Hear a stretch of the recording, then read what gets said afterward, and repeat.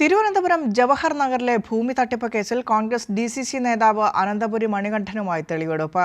തട്ടിപ്പ് നടന്ന Sasthamangalam sub registration ഓഫീസിലും വില്ലേജ് ഓഫീസിലും എത്തിച്ചാണ് തെളിവെടുപ്പ് നടത്തിയത്.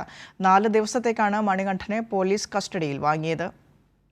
പ്രവാസിയായ ഡോറ എന്ന സ്ത്രീയുടെ 4.5 കോടിയോളം വില വരുന്ന ഭൂമിയും വസ്തുവുമാണ് മണികണ്ഠനും സംഘവും തട്ടിയെടുത്തത്. തട്ടിപ്പിനായി വ്യാജരേഖ ചമച്ചതും ആൾമാറാട്ടം നടത്തിയതും മണികണ്ഠന്റെ നേതൃത്വത്തിലായിരുന്നു. ആൾമാറാട്ടത്തിനായി കൊല്ലം സ്വദേശിനി മെറിൻ ജേക്കബിനെയും മുക്കോല സ്വദേശിനി വസന്തയെയും ഏർപ്പാടാക്കിയത് മണികണ്ഠൻ തന്നെയാണ്. മെറിനെ ഡോറയുടെ വളർത്തുമകളായി അവതരിപ്പിച്ച് ഭൂമി കൈമാറ്റം നടത്തുകയായിരുന്നു. മണികണ്ഠന്റെ കിള്ളിപ്പാലത്ത് ഓഫീസിൽ വെച്ചാണ് വ്യാജ പ്രമാണങ്ങൾ തയ്യാറാക്കിയത്. മണികണ്ഠൻ തയ്യാറാക്കിയ രേഖകളിൽ ഒപ്പിടുക മാത്രമാണ് ഉണ്ടായതെന്ന് അറസ്റ്റിലായ മെറിനും വസന്തയും മൊഴി നൽകിയിരുന്നു. തട്ടിപ്പ് വിവരം പുറത്തുവന്നതോടെ ഒളിവിൽ പോയ മണികണ്ഠനെ ബാംഗ്ലൂരിൽ നിന്നാണ് മ്യൂസിയം പോലീസ് പിടികൂടിയത്.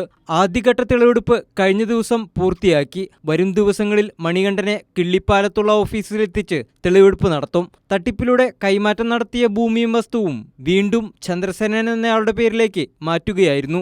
ഇയാളുടെ മരുമകനും വ്യവസായിയുമായ അനിൽ തമ്പിക്ക് വേണ്ടിയാണ് ഭൂമി കൈമാറ്റം നടത്തിയതെന്നാണ് വിവരം. അനിൽ തമ്പിയെ കണ്ടെത്താനുള്ള ശ്രമത്തിലാണ് പോലീസെങ്കിലും ഇയാൾ ഒളിവിലാണ്. അനന്തപുരി മണികണ്ഠനെ കൂടാതെ സഹോദരൻ മഹേഷ്, തട്ടിപ്പിന് കൂട്ടുനിന്ന സെയ്ദലി എന്നിവരുടെയും തെളിവെടുപ്പ് പുരോഗമിച്ചുകൊണ്ടിരിക്കുകയാണ്. പ്രതികളുടെ ഉന്നത ബന്ധം ഉൾപ്പെടെ കണ്ടെത്താനുള്ള ശ്രമത്തിലാണ് പോലീസ് ഉള്ളത്. കൈരളി ന്യൂസ്, തിരുവനന്തപുരം.